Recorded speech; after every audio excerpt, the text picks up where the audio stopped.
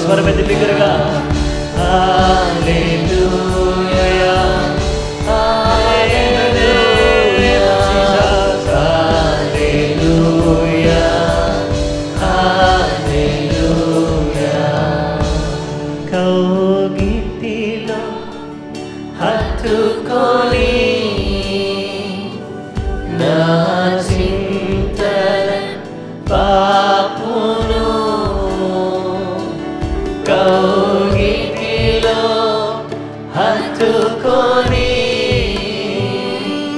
నా చింతల పాపును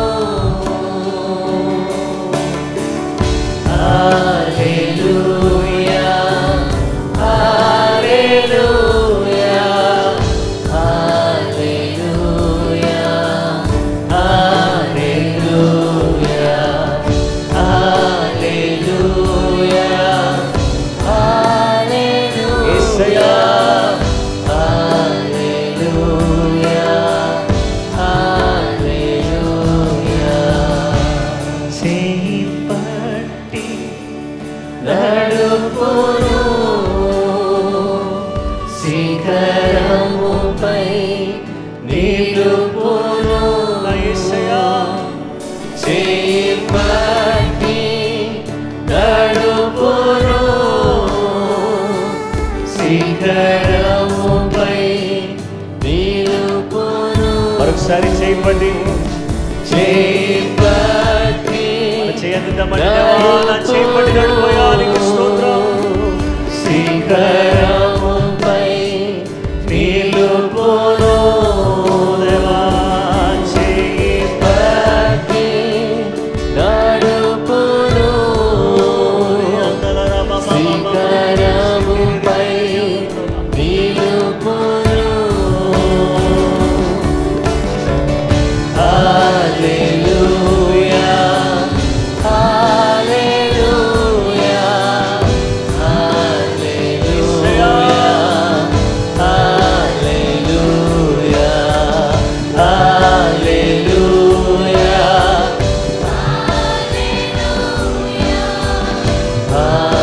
హల్లెలూయా హల్లెలూయా. We love you all. We worship you, Jesus.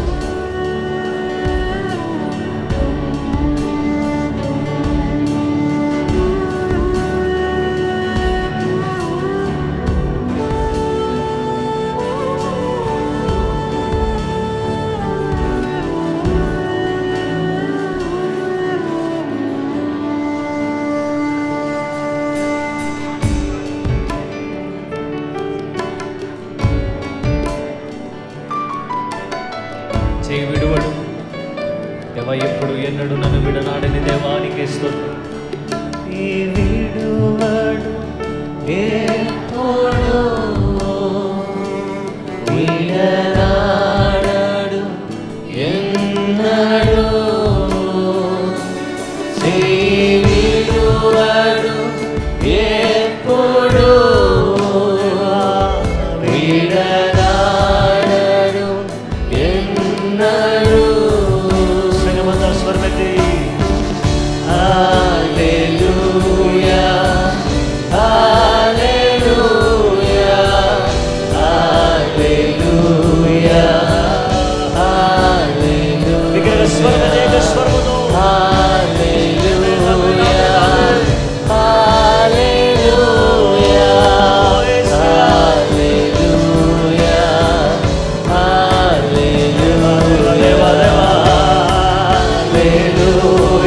చేతులెత్తి స్వరమెత్తి హృదయపూర్వకంగా నా దేవా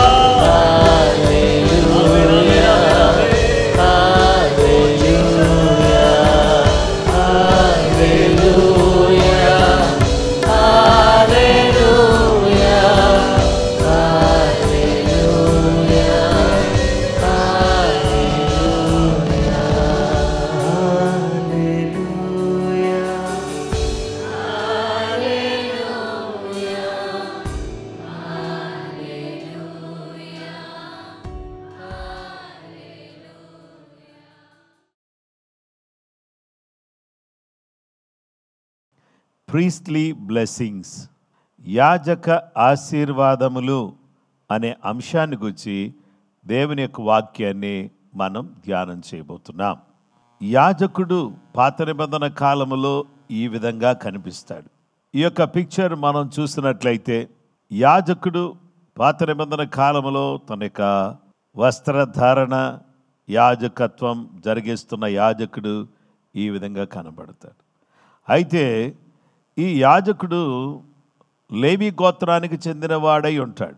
ఆ తర్వాత అతనికి కొన్ని నియమ నిబంధనలు, కొన్ని విధులు, కొన్ని కట్టడలు దేవుడు అతని కొరకు నియమించాడు. ఆ నియమించబడిన ఆ మాట మేరకు యాజకుడు అతడు చేసేటటువంటి పని ఏమనగా దేవుని బిడ్డలారా ఆశీర్వాదాలు పలకాలి. ఆ ఆశీర్వాదాల్లో యాజక ఆశీర్వాదాల్లో ఈరోజు మనం చూడబోయే విషయం ఏంటంటే సమాధానము, పీస్. ఈ సమాధానము అనేటటువంటి దాన్ని మనం గమనించినట్లయితే సంఖ్యాకాండం 6వ అధ్యాయం 22 నుండి 27 వరకు మనం చూస్తే యెహోవా మోషేకు ఇలాగు సెలవిచ్చెను, నీవు అహరోనుతోనూ అతని కుమారులతోనూ ఇలాగనుము, మీరు ఇశ్రాయేలీయులను ఎలాగు దీవింపవలెను, యెహోవా నిన్ను ఆశీర్వదించి నిన్ను కాపాడునుగాక, యెహోవా నీకు తన సన్నిధిని ప్రకాశింపచేసి నిన్ను కరుణించునుగాక, యెహోవా తన సన్నిధి కాంతి ఉదయింపచేసి నీకు సమాధానము కలుగు చేయునుగాక. అట్లు వారు ఇశ్రాయేలీయుల మీద నా నామమును ఉచ్చరించుట వలన నేను వారిని ఆశీర్వదించెదను. ఇశ్రాయేలీయుల మీద నా నామాన్ని ఉచ్చరించుట ద్వారా నేను వారిని ఆశీర్వదించెదను. మీరు ఈ విధంగా ఆశీర్వదించాలి. ఏమని పలకాలి? అహరోను కుమారులు, ఇశ్రాయేలు ప్రజలు 12 గోత్రాల్లో ఉన్నటువంటి ప్రజలందరినీ కూడా సమావేశపరిచి వారిని ఒక దగ్గరికి తీసుకుని వచ్చి వారు నిలిచి ఉంటుండగా వారి సమక్షములో దైవజనుడు, యాజకుడు, దేవుని సేవకుడు ఏమి చేయాలంటే ఈ విధముగా ఆశీర్వదించాలి. ఏ విధంగా? దేవుడు నిన్ను ఆశీర్వదించి కాపాడునుగాక, దేవుడు తన సన్నిధిని ప్రకాశింపచేసి నిన్ను కరుణించునుగాక, దేవుడు తన సన్నిధిని నీ మీద ప్రకాశింపచేసి అనగా తన ముఖాన్ని నీ మీద ప్రకాశింపచేసి నీకు తన కృపను, సమాధానమును, శాంతిని, నెమ్మదిని దేవుడు నీకు దయచేయునుగాక. ఎవరిని దీవించాలి? ఎవరికి సమాధానం? ఎందుకు ఈ విధమైన కట్టడను, విధిని దేవుడు నియమించాడు అనంటే దేవుని బిడ్డలమైనటువంటి మనమందరం కూడా ఈ విషయాన్ని అర్థం చేసుకోవడానికి, ఆశీర్వాదాలు రిసీవ్ చేసుకోవడానికి, యాజక ఆశీర్వాదాలు పొందటానికి, సమాధానం పొందడానికి we must be his people. ఆయన ప్రజలముగా మనం ఉండాలి. పరిశుద్ధ గ్రంథములో మనం చూస్తే సంఖ్యాకాండము 6వ అధ్యాయము 26వ వచనములో యెహోవా నీ మీద తన సన్నిధి కాంతి ఉదయింపచేసి నీకు సమాధానము కలుగుజేయునుగాక. దేవుని బిడ్డలారా, the Lord lift his countenance, which means a face, upon you with a divine approval and give you peace, a tranquil heart and life. దేవుడు నీకు నెమ్మదితో, సమాధానముతో జీవించేటటువంటి జీవితాన్ని ప్రభు నీకు దయచేయునుగాక. ప్రభు తన కృప నీకు అనుగ్రహించునుగాక. మనం ఎలాగూ ఆయన ప్రజలమయ్యాం, మనం ఎలాగూ ఆయన ప్రజలుగా ఉన్నాము. వాక్యం చెప్తుంది సృష్టి ద్వారా, బై క్రియేషన్. నోరో కీర్తన 3వ వచనం, యెహోవాయే దేవుడని తెలుసుకొనుడి, ఆయనే మనలను పుట్టించెను, మనము ఆయన వారము, మనం ఆయన ప్రజలము, ఆయన మేపు గొర్రెలము. దేవుని బిడ్డలారా, వాక్యం ఏం చెప్తుందంటే ఆయనే మనలను పుట్టించెను, ఆయనే మనలను చేసెను. Know that the lord he is God, it is he who has made us and not we ourselves. We are his people and the sheep of his pasture. దేవుని వాక్య భాగములో మనం చూస్తే we are his people. How can we become his people? మనం ఆయన ప్రజలుగా ఏ విధంగా అయ్యాము అని అంటే by creation. God created us. దేవుడు మనలను ఆయన ఏం చేశాడంటే సృష్టించాడు. ఆ తదుపరి దేవుని వాక్య భాగంలో మనం చూసారా, సృష్టించబడిన వారి కొరకు జీవము గల దేవుడు ఈ లోకానికి వచ్చి ఆయన చేసిన పని ఏంటంటే కన్య మరియ గర్భము ద్వారా ఆయన లోకంలో జన్మించినప్పుడు ఈ విధంగా వాక్యం చెప్తుంది. మత్తయి 1:21 ఆమె యొక్క కుమారుని కనును తన ప్రజలను వారి పాపము నుండి ఆయనే రక్షించును గనుక ఆయనకు యేసు అను పేరు పెట్టుదు అనెను. దేవుని బిడ్డలారా, సృష్టించిన యేసయ్య. రెండవదిగా మనము ఆయన చేసిన పనిగా ఉన్నాం. We are his workmanship. ఎఫెసీ పత్రిక 2వ అధ్యాయం 10వ వచనములో, మరియు వాటి యందు మనము నడుచుకొనవలెనని దేవుడు ముందుగా సిద్ధపరిచిన సత్క్రియలు చేయుటకై మనము క్రీస్తు యేసునందు సృష్టింపబడిన వారమై ఆయన చేసిన పని అయి ఉన్నాము. మనమందరం కూడా దేవుని చేత సృష్టించబడినటువంటి వారమై ఆయన చేసిన పనిగా ఈరోజు ఉండడానికి దేవుడు తన కృప మనకు అనుగ్రహిస్తూ ఉన్నాడు. ప్రియ సహోదరి సహోదరులారా, ఆయన చేసిన పని అనగా ఆయన తన చేతులతో తల్లి గర్భములో పిండముగా మన ఏర్పరిచినవాడు, రూపకల్పన చేసినవాడు, కల్వరి శిలువలో తన ప్రాణాన్ని బలిగా ఇచ్చుట ద్వారా తన యొక్క రక్తముతో కడిగి మనల్ని ఒక సరి అయినటువంటి పాత్రగా చేసి చక్కటి వ్యక్తులుగా దేవుడు తన చేతితో మనల్ని పని చేసి ఆయన సృష్టించి ఆయన తిరిగి మరలా జన్మింపచేసి, అనగా పైనుండి మనము జన్మించేటట్టు చేసి, భూలోకములో మనం జన్మించిన వారిని పరలోకము నుండి పైనుండి జన్మించిన వారిగా తిరిగి జన్మించిన వారిగా దేవుడు చేసి ఆధ్యాత్మికంగా మనల్ని నవీనీకరించి నూతన పరిచి మన జీవితాలను ఆయన ఏం చేశాడంటే తన మహిమార్థమై వాడుకోవాలని, తన చిత్త ప్రకారంగా మనలను వాడుకోవాలని దేవుడు ఈ విధమైనటువంటి పని ఆయన చేసి, ఆయన మనం అందరం కూడా ఒక మంచి ఆధ్యాత్మికమైన దైవికమైన సుఖవంతమైన ఫలవంతమైన దీవెనకరమైన ఆశీర్వాదకరమైన జీవితాన్ని జీవించాలని మనందరినీ కూడా ముందుగానే సిద్ధపరిచి ముందుగానే మంచి జీవితాన్ని మనకివ్వడానికి ఆయన ఇష్టపడుతున్నాడు. అలాగే దేవుని యొక్క వాక్యము ద్వారా మనము జన్మించినటువంటి కారణం చేత, సత్యవాక్యము వలన దేవుడు మనల్ని తన సంకల్ప ప్రకారము కన్నాడు. యాకోబు 1:18 ఆయన తాను సృష్టించిన వాటిలో మనము ప్రథమ ఫలముగా ఉండునట్లు సత్యవాక్యము వలన మనలను తన సంకల్ప ప్రకారము కనెను. దేవుడు సత్యవాక్యం ద్వారా మనందరినీ కూడా తన సంకల్ప ప్రకారం కన్నాడు. అలాగే 1 కొరింథీ 6:20 ప్రకారంగా విలువ పెట్టి కొన్నాడు. గనుక మన దేహముతో మనము దేవునిని మహిమపరచవలసిన వారిగా ఉన్నాం. అనగా వెండి బంగారముల వంటి క్షయ వస్తువుల చేత మనం విమోచించబడలేదు, కానీ దేవుని బిడ్డలారా, గొర్రెపిల్ల వంటి క్రీస్తు రక్తము చేత విమోచించబడి కొనబడిన వారమయ్యాము. మన అతిక్రమ క్రియలను బట్టి ఆయన గాయపరచబడ్డాడు, మన దోషాలను బట్టి యేసయ్య నలుగొట్టబడ్డాడు, మన సమాధానార్థమైన శిక్ష ఆయన మీద పడింది. అయితే ఆయన తన ప్రజలుగా మనం చేసుకున్నాడు. కీర్తనలు 29:11 చాలా చక్కటి మాట మనకు కనబడుతుంది. యెహోవా తన ప్రజలకు బలమును అనుగ్రహించును. యెహోవా తన ప్రజలకు సమాధానము కలుగచేసి ఆశీర్వదించును. వారిని ఆశీర్వదించుతాడు.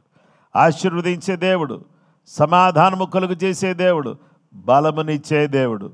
గనుక ఈరోజు దేవుని ఆశీర్వాదం, దేవుని యొక్క బలాన్ని కలిగినటువంటి వారమై, దేవుని ఆత్మచేత బలపరచబడిన వారమై, దేవుని ద్వారా ఆయన ప్రజలుగా మనం ఉన్నాం కాబట్టి మనం ఆశీర్వదించబడాలి. ఆశీర్వాదం ఏంటి? ప్రీస్ట్లీ బ్లెస్సింగ్లో సమాధానం.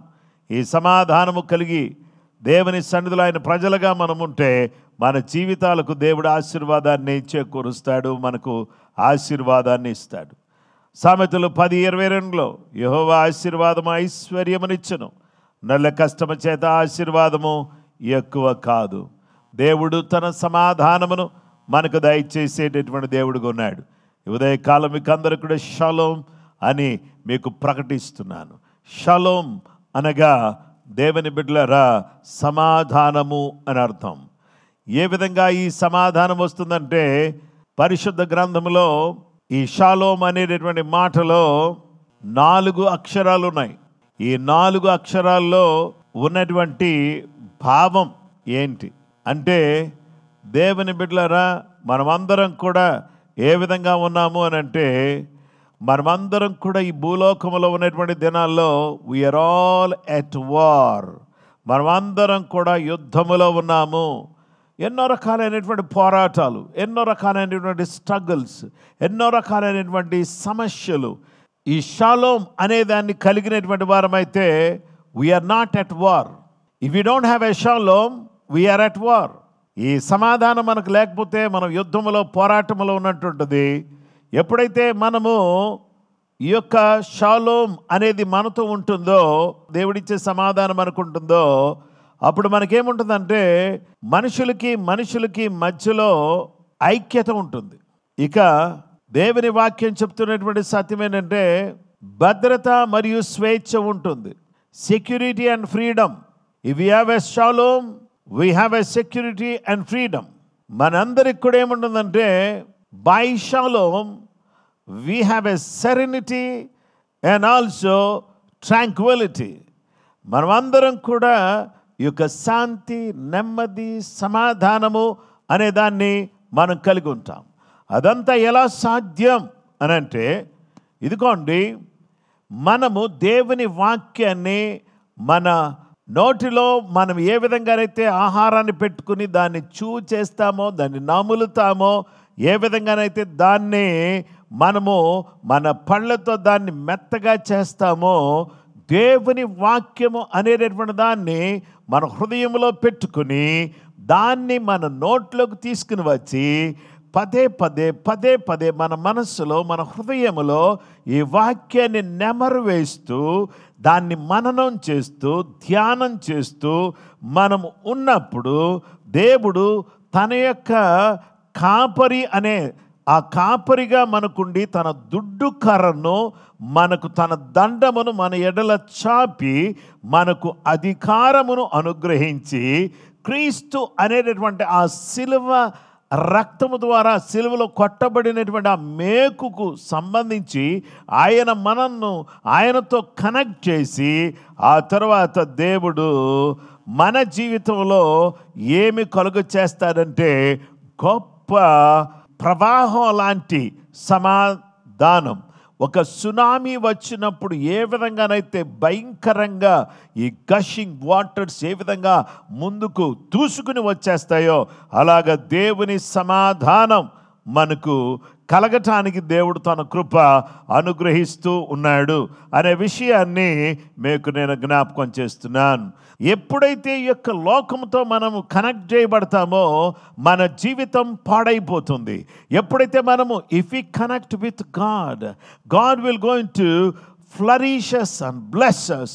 దేవుని వాక్యం ద్వారా దేవుడు మనతో మాట్లాడుచున్నటువంటి సత్యం ఏంటంటే, ఈ దినాన మనం ఆయన ప్రజలుగా ఉంటే, ఆయన ప్రజలుగా మనం ఉన్నప్పుడు ఆయనను మనం ఏ విధంగా ఉంటామంటే, ఆయనను సంతోషపరిచే వారిగా మనం జీవిస్తాం. Who please God, the people of God who please God.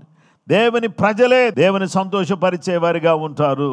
సంఖ్యాకాండం 6:26 యెహోవా నీ మీద తన సన్నిధి కాంతి ఉదయింపచేసి నీకు సమాధానము కలుగు చేయునుగాక.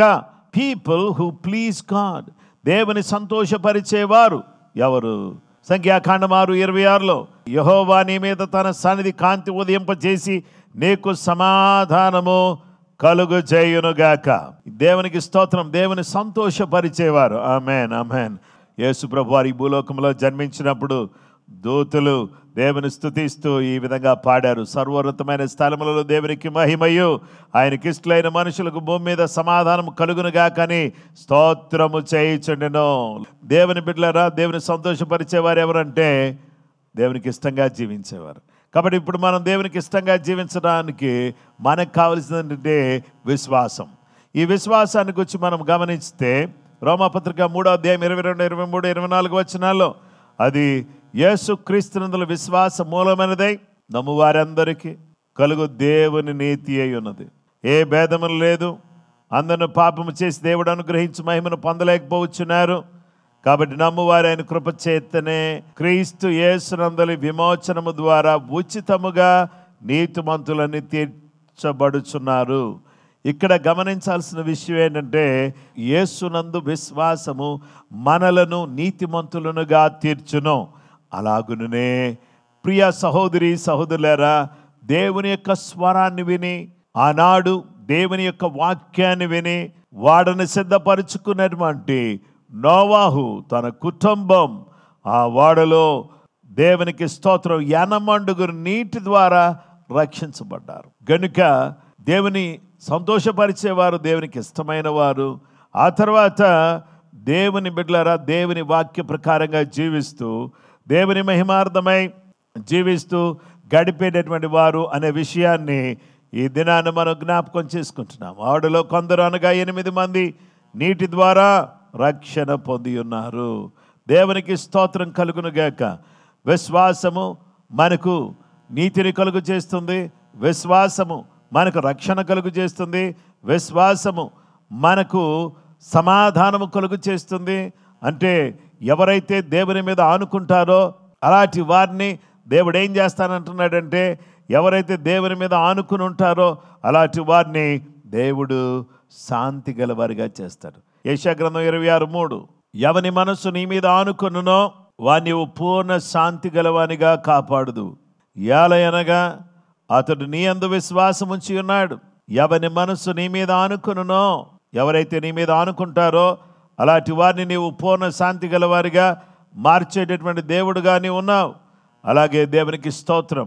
ఎవరైతే చూడండి ఈ వాక్యాన్ని ప్రేమిస్తారో 119 కీర్తన 165 వచనంలో నీ ధర్మశాస్త్రమును ప్రేమించు వారికి ఎంతో నెమ్మది కలదు, వారు తూలి తొట్టిల్లుటకు కారణమేమీ లేదు. దేవుని ధర్మశాస్త్రాన్ని ప్రేమించే వాళ్ళకి దేవుడు ఎంతో నెమ్మది చేస్తున్నాడు. మార్కు రాసిన సువార్త 5:34 యేసుక్రీస్తు ప్రభువారి దగ్గరికి రక్తస్రావపు రోగి వచ్చింది.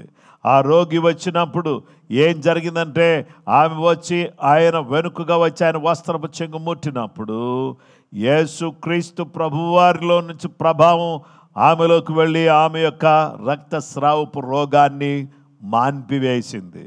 వెంటనే ఆమెకు అర్థమైంది నా ప్రాబ్లం సాల్వ్ అయిపోయింది అని. అప్పుడు తనకు కలిగిందంతా కూడా తను ఎంత బాధపడిందో అన్నీ కూడా యేసయ్యకి అంతా చెప్పేసుకుంది. So she revealed everything to Jesus.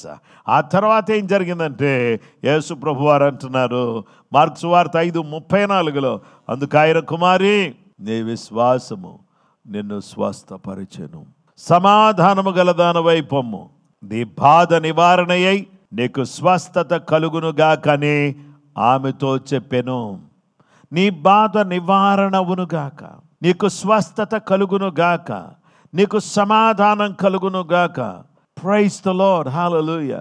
నీకున్నటువంటి ఆ యొక్క బాధ ఉంది చూసారా, ఆ యొక్క భయంకరమైనటువంటి బాధలో నుంచి నీ బాధ నివారణ కావాలి అని అంటే నీవు చేయాల్సిన పని నీవు ఆయనను తాకు, ఆయన ముట్టుకో. ఈ రోగి యేసయ్యకి ఎందుకు ఇష్టమైంది అంటే ఆ విశ్వాసం. దేవుని బిడ్డలారా, దేవునికి ఇష్టమైన వారుగా, దేవుని సంతోషపరిచేవారుగా ఉంటే దేవుడు మనలను ఆయన ఏం చేస్తాడంటే ఆయన స్వస్థపరుస్తాడు, సమాధానం దయచేస్తాడు, బాధ నివారణ అవుటకు దేవుడు సహాయం చేస్తాడు. ఈ విధంగా జరుగుటకు గాను దేవుని ఆశీర్వాదాలు మన ఇంట్లోకి ప్రవాహంలాగా, ఒక వరదలాగా, ఒక ప్రవాహంలాగా మన ఇంట్లోకి రావాలి అని అంటే మనందరం కూడా ఏం చేయాలంటే ప్రార్థన చేయాలి. Prayer. So we're looking at a priestly blessings. యాజకాశీర్వాదాల్లో మూడవది ఏంటంటే ప్రేయర్, ప్రార్థన. పరిశుద్ధ గ్రంథంలో మనం చూసే సంఖ్యాకాండం 6:26 యెహోవా నీ మీద తన సన్నిధి కాంతి ఉదయింప చేసి నీకు సమాధానము కలుగు చేయును గాక. The Lord lift his countenance upon you and give you peace. దేవుని బిడ్డలమైనటువంటి మనమందరం కూడా దేవుడు తన ముఖ కాంతిని నీ మీద ప్రకాశింపచేసి నీకు నెమ్మదిని సమాధానాన్ని కలుగు చేయును గాక. ఇక ప్రార్థనలో మనం ఏం చేయాలంటే నా ప్రియమైనటువంటి వారులారా, మనమందరం కూడా కీర్తన గ్రంథం 55వ కీర్తన 22వ వచనం, నీ భారం యెహోవా మీద మోపుము, ఆయనే నిన్ను ఆదుకొనును, నీతిమంతులను ఆయన ఎన్నడును కదలనీయడు. నీ భారాన్ని దేవుని మీద మోపగలిగితే ఆయనే నిన్ను ఆదుకొనును, నీతిమంతులను ఆయన ఎన్నడును కదలనీయడు. ఈ నీ భారమంతటిని కూడా ఆయన మీద మోపగలిగినటువంటి బిడ్డగా నీవు ఉండాలని, నేనుండాలని, మనం ఉండాలని దేవుడు కోరుతున్నాడు. అందుకనే మనం అందరం కూడా మన భారమును ఆయన మీద మోపాలి, మన మార్గమును ఆయనకు అప్పచెప్పాలి. 37వ కీర్తన 5వ వచనం, నీ మార్గమును యెహోవాకు అప్పగింపుము, నీవు ఆయన నమ్ముకొనుము, ఆయన కార్యము నెరవేర్చును. దేవుని బిడ్డలమైనటువంటి మనము ఆయన నమ్ముకొనుట మాత్రమే కాదు ప్రియ సహోదరి సహోదరులారా, ఆయన మీద భారం వేయాలి, ఆయనకి మన మార్గమును అప్పచెప్పాలి. ఏ మార్గం? మన మార్గం. ఏ మార్గంలో మనం ఎటువైపు వెళుతున్నాము అనేటటువంటి విషయాన్ని మనము దేవుని సన్నిధిలో పెట్టి దేవునికి అప్పచెప్పవలసిన వారుగా ఉన్నాం. దేవుని రాజ్యాన్ని, నీతిని మొదట వెదకవలసిన వారుగా ఉన్నాం. పరిశుద్ధ గ్రంథంలో మనం చూస్తే మన చింత యావత్తు కూడా మనము దేవుని మీద వేయవలసిన వారుగా ఉన్నాం. మీరు దేనిని గురించి కూడా చింత పడకండి, మీ చింత యావత్తు కూడా నా మీద వేయండి అని ప్రభు చెప్తున్నాడు. నా ప్రియమైనటువంటి వారులారా, మీ చింత యావత్తు కూడా ఏం చేస్తారంటే casting all your care upon him for he cares for you. దేవునికి స్తోత్రం. ఆయన మిమ్మల్ని గురించి చింతించుచున్నాడు కనుక మీ చింత యావత్తు ఆయన మీద వేయండి. మీ చింత యావత్తు ఆయన మీద వేయటం ద్వారా మీ జీవితంలో జరిగేటటువంటి గొప్ప కార్యం ఏంటి, అద్భుతమైన కార్యం ఏంటి అని అంటే మీ యొక్క భారము నుంచి మీరు బయటకు వస్తారు. మీరు దేవుని సన్నిధిలో ఈ విధంగా మనం అందరం ప్రార్థన చేయాలి. 1 తిమోతి పత్రిక 2వ అధ్యాయం 1 నుంచి 4 వచనాలు, మనము సంపూర్ణ భక్తియు మానిది కలిగి నెమ్మదిగాను సుఖముగాను బ్రతుకు నిమిత్తం అన్నిటికంటే ముఖ్యముగా మనుషులందరి కొరకును, రాజుల కొరకును, అధికారుల కొరకును విజ్ఞాపనములను, ప్రార్థనలను, యాచనలను, కృతజ్ఞతాస్తుతులను చేయవలనని హెచ్చరించుచున్నాను. ఇది మంచిదియు మన రక్షకుడుకు దేవుని దృష్టికి అనుకూలమైనదియునై ఉన్నది. ఆయన మనుషులందరూ రక్షణ పొంది సత్యమును గురించిన అనుభవ జ్ఞానము గలవారై ఉండవలనని ఇచ్చయించుచున్నాడు. నా ప్రియ స్నేహితులారా, ఈ ఉదయకాలం దేవుని వాక్యం మనకు తెలియపరుస్తా ఉన్నటువంటి సత్యం ఏంటంటే, కృపగల దేవుడు, దయగల దేవుడు మనమందరం నెమ్మదిగా ఉండడానికి, సుఖంగా ఉండడానికి, అన్నిటికంటే ముఖ్యంగా మనుషులందరి కొరకు ప్రార్థన చేద్దాం, రాజుల కొరకు ప్రార్థన చేద్దాం, అధికారుల కొరకు ప్రార్థన చేద్దాం, విజ్ఞాపనలు చేద్దాం, ప్రార్థనలు చేద్దాం, యాచనలు సమర్పిస్తాం, కృతజ్ఞతాస్తుతులు చెల్లించాలి. వీటిని చేయవలనని హెచ్చరించుచున్నానని తిమోతికి పౌలు గారు ఉత్తరం రాస్తున్నాడు. ఈరోజు మనందరినీ ఈ వాక్యం ద్వారా దేవుడు హెచ్చరిక చేస్తున్నాడు. ప్రతిరోజు ప్రతి నిత్యం మనం చేయాల్సినటువంటి ప్రార్థన ఈ విధంగా ఉండాలి. అప్పుడు మనం నెమ్మదిగా సుఖంగా బ్రతుకుతాం. మనుషులందరూ రక్షణ పొందాలి. సత్యమును గురించిన అనుభవ జ్ఞానం కలిగినటువంటి వారై వారు నిత్యము దేవునికి కృతజ్ఞతాస్తుతులు అన్ని విషయాల్లో చెల్లిస్తూ దేవుని మహిమార్థమై విజ్ఞాపనలు చేసేవారిగా ఉండాలి. దేనిని గురించి కూడా చింతపడకండి. మీరు చింతించటం వలన మీ ఎత్తు ఒక మోరుడు చేసుకోలేరు. గనుక దేనిని గూర్చి మీ కొరకు, మీ ఆరోగ్యం కొరకు, మీ పిల్లల క్షేమం కొరకు, వాళ్ళ భవిష్యత్ కొరకు, వాళ్ళ యొక్క వివాహాల కొరకు, లేక వాళ్ళ చదువుల కొరకు, వాళ్ళ జీవితంలో జరగబోయే వాటి కొరకు దేనిని గూర్చి కూడా చింతించవద్దు, కానీ ప్రార్థించండి. చింతించకండి, కానీ ప్రతి విషయాన్ని బట్టి చింతించొద్దు. దేనిని గురించి కూడా చింతించొద్దు, కానీ ప్రతి విషయాన్ని ప్రార్థన, విజ్ఞాపన అనే వాటిలో ప్రార్థన చేయాలి, విజ్ఞాపన చేయాలి. కృతజ్ఞతాపూర్వకంగా మన విన్నపాలన్నీ దేవునికి తెలియచేయాలి. యేసయ్యా, నేను ఇది చేయకుండా, నేను ప్రార్థన చేయకుండా, విజ్ఞాపన చేయకుండా, కృతజ్ఞతాస్తుతులు చెల్లించకుండా, విన్నపాలు కృతజ్ఞతాపూర్వకంగా నీకు చెప్పకుండా నేనేం చేస్తున్నానంటే చింతిస్తున్నాను, బాధపడుతున్నాను, ఒంటరిగా కూర్చుని నలిగిపోతున్నాను, కుమిలిపోతున్నాను, చాలా బాధతో ఉన్నాను. పిల్లలు ఎలాగా, కుటుంబం ఎలాగా, ఈ ఆర్థిక పరిస్థితులు ఏంటి, నేనేం చేయాలి, నాకేమీ అర్థం కావట్లేదు, నా పరిస్థితి ఏంటి, నేను చూస్తే ఇప్పుడు నాకు ఎన్నో సవాళ్ళు నా ముందు కనబడుతున్నాయి, నాకు ఈ విధంగా నాకు సహాయం కావాలి, ఈ రూపేణ నాకు సహాయం కావాలి అని మనం ఏం చేస్తామంటే ప్రతిదాన్ని గురించి చింతిస్తాం, కానీ ప్రతి విషయాన్ని కాస్త ఓపిక చేసుకుని తీరిగ్గా, ఓపికగా ప్రభు దగ్గర కూర్చుని, అయ్యా ఇదిగో ఇవన్నిట్లో నీ కృప నాకు కావాలి, నిన్ను హత్తుకుని నేను వెంబడించాలని కోరుతున్నాను, నీ శాంతి, నీ సమాధానం, నీవిచ్చేటటువంటి కృప నాకు కావాలి ప్రభువా అని మనమందరం కూడా మనకు ఎదురవుతున్నటువంటి ప్రాబ్లమ్స్, ఇవన్నీ కష్టాలు, తృణీకారం, రిజెక్షన్, అనేక మంది మనల్ని రిజెక్ట్ చేస్తూ ఉంటారు. మన ముఖం మీదే మనల్ని రిజెక్ట్ చేసేవాళ్ళు ఉండొచ్చు, మన ముఖం ముందే, మన ముందే వాళ్ళు మనల్ని గౌరవించకపోవచ్చు, సరైన రీతిలో పలకరించకపోవచ్చు, సరైన రీతిలో మనం పట్టించుకోకపోవచ్చు, సరైన రీతిలో మనం రిసీవ్ చేసుకోకపోవచ్చు. So all these things really మనిషిని ఎంతో హర్ట్ చేస్తూ ఉంటాయి, బాధపరుస్తాయి, వేదన గురి చేస్తాయి. ఏదో బాధ, వేదన, ఇలాంటివన్నీ కూడా మనలో వచ్చి మనం తొందర పెడుతున్నప్పుడు మనం ఏం చేయాలి? మనం దేవుని సన్నిధిలో we need to shed our tears in the presence of God. ఆ దేవుని సన్నిధిలో మన కన్నీళ్లు కార్చాలి, దేవుని సన్నిధిలో విజ్ఞాపన చేయాలి, దేవుని సన్నిధిలో ఈ యాజకాశీర్వాదాలు నా కుటుంబములకు రావాలి, యాజకాశీర్వాదాలు నా కుటుంబములకు రావాలి అని మనమందరం కూడా మరలా వింటున్నప్పుడు ఆ వాక్యం మన లోతుల్లోకి వెళ్ళిపోతాం, మన హృదయంలోకి చొచ్చుకుని వెళ్ళిపోతుంది, మన మనసులో ఉంటుంది, మన హృదయంలో ఉంటుంది. దాన్ని బట్టి మనం అందరం కూడా దేవుని ప్రియముగా జీవించటానికి వీలు కలుగుతుంది. నా ప్రియమైనటువంటి స్నేహితులారా, నేను మీ అందరి కొరకు ప్రార్థన చేస్తున్నాను. అంత మాత్రమే కాదండి, ఈరోజు మిమ్మల్ని అందరినీ ఎంకరేజ్ చేస్తున్నాను. ప్రభువు మిమ్మల్ని దీవించాలి. ప్రార్థన చేద్దాం. మహోన్నతుడు అయిన మా తండ్రి, ప్రేమ కలిగిన మా గొప్ప దేవ, ఆశ్చర్యకరుడు, ఆలోచనకర్త, మీకు వందనాలు, స్తుతులు, స్తోత్రములు, మహిమ, ఘనత, ప్రభావాలు మీకు ఆరోపిస్తున్నాం.